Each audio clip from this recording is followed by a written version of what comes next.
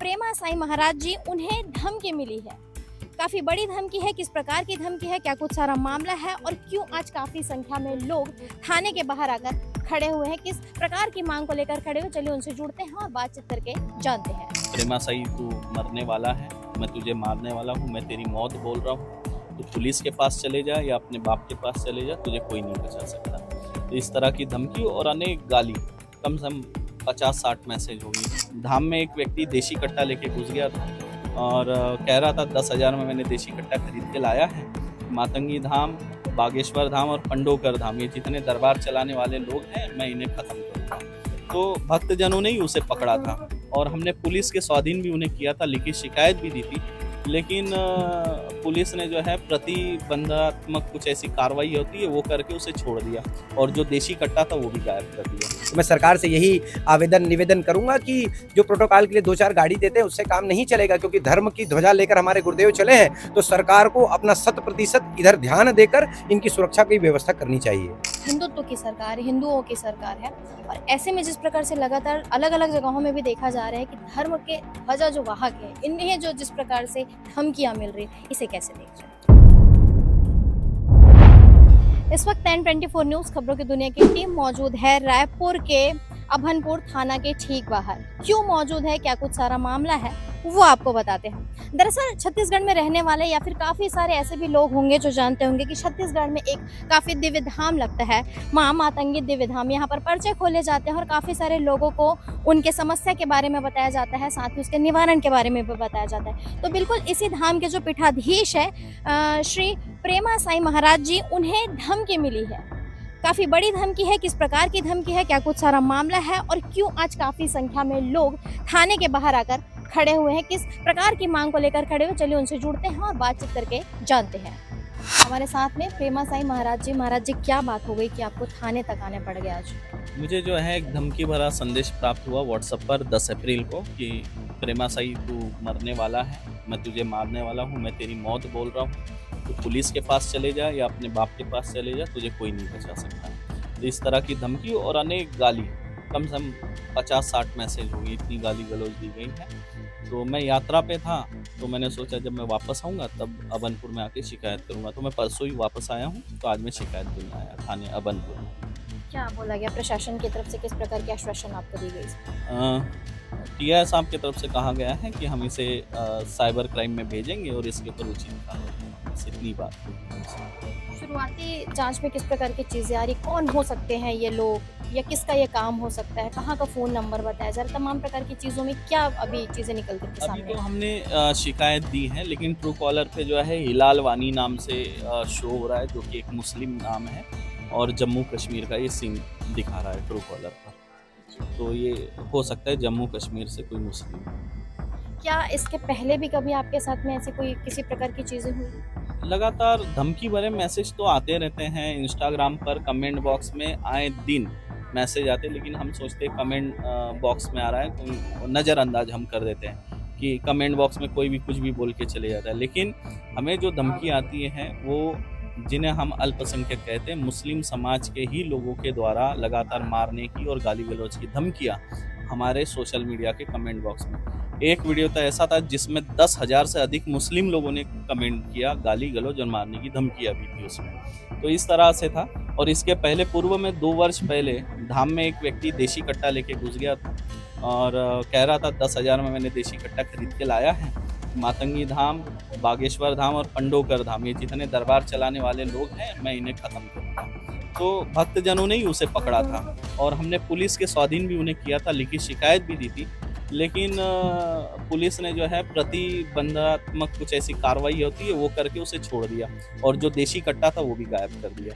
ये बिरेजर थाने की घटना थी। तो लेकिन इस बार मेरे डायरेक्ट पर्सनल नंबर पे धमकी आई है, तो परिवार भी थोड़ा डरा हुआ है और भक्तजन भी आक्रोशित है, तो इसलिए आज जो है हम शिकायत देने आए।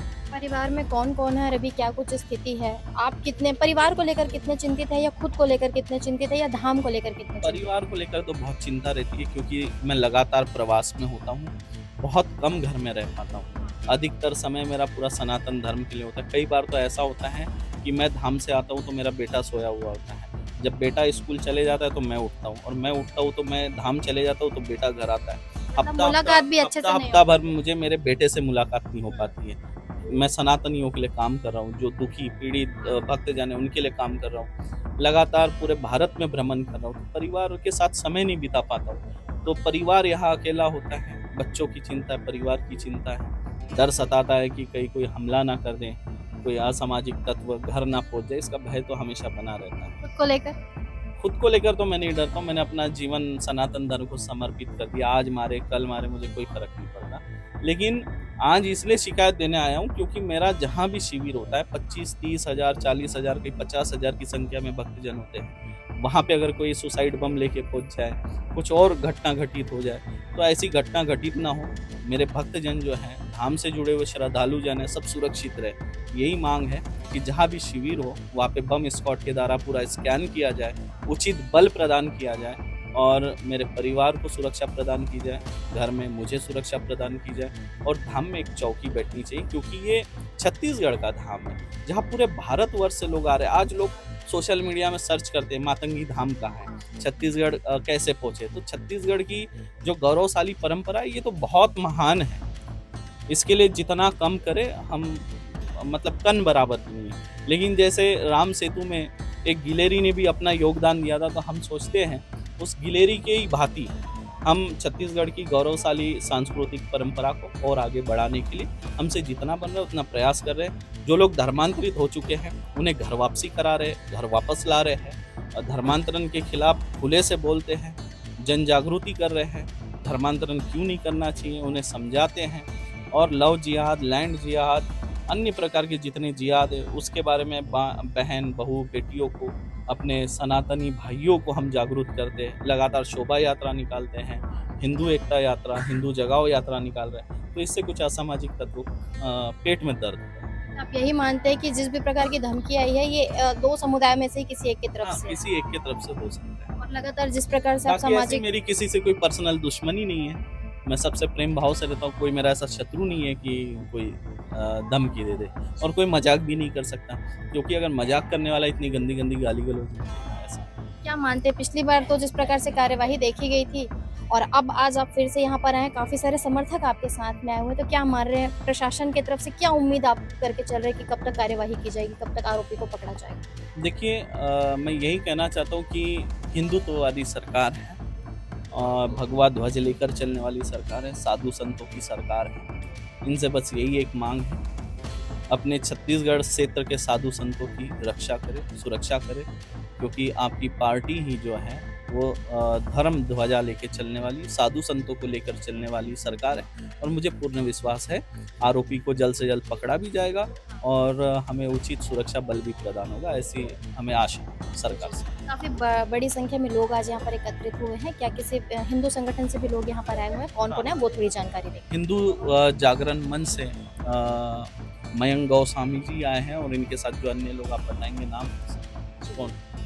जी बताएंगे कैसे आप लोग इस पूरे विषय को देख रहे हैं, क्योंकि काफ़ी बड़ी बात है और जिस प्रकार की गालियों के बारे में महाराज जी जिक्र कर रहे हैं, काफ़ी भद्दी गालियां जो बता भी नहीं सकते, जो तमाम प्रकार की चीज़ें हुई, आप लोग कैसे देख रहे हो, क्या कुछ अब आप लोग चाह रहे हैं? देखिए, गृहस्थ जीवन में रहकर ऐसे गुरु जो आज समाज को मिले, इस जन समूह को मिले, ये हमारे परम सौभाग्य की बात है। क्योंकि संत अगर सन्यासी जीवन में है तो अलग बात है। आज इनके साथ हमारे गुरुदेव की धर्मपत्नी हैं, 2 बच्चे हैं, उनके प्रेम को अलग करके धर्म के लिए जीना ये बहुत बड़ा काज है।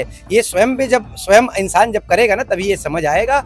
और मतांतरण, धर्मांतरण, लव जिहाद, लैंड जिहाद के लिए खुलकर हमारे गुरुदेव बोलते हैं अपने व्यासपीठ से। तो ऐसे जो काज में लगे होते हैं उनके पेट में दर्द हो रहा है, तो वो जिहादी मानसिकता के लोग के आपके माध्यम से कहना चाहूँगा वो हमारे गुरुदेव का कुछ भी नहीं कर सकते। लेकिन हमें सावधान रहने की ज़रूरत है, क्योंकि पूरे भारतवर्ष से लोग इस राजा रामचंद्र जी के ननिहाल में आते हैं, तो यहाँ का सम्मान, मान, आदर, सबका सम्मान यहाँ की सरकार को करना है। गुरुदेव ही सब कुछ नहीं करेंगे। तो ये सारा चीज़ का केंद्र बिंदु यही है कि अगर गुरुदेव का आदर, मान, सम्मान, सुरक्षा करेंगे तो सबकी सुरक्षा हो जाएगी। तो मैं सरकार से यही निवेदन करूंगा कि जो प्रोटोकॉल के लिए 2-4 गाड़ी देते हैं उससे काम नहीं चलेगा, क्योंकि धर्म की ध्वजा लेकर हमारे गुरुदेव चले हैं, तो सरकार को अपना 100% इधर ध्यान देकर इनकी सुरक्षा की व्यवस्था करनी चाहिए।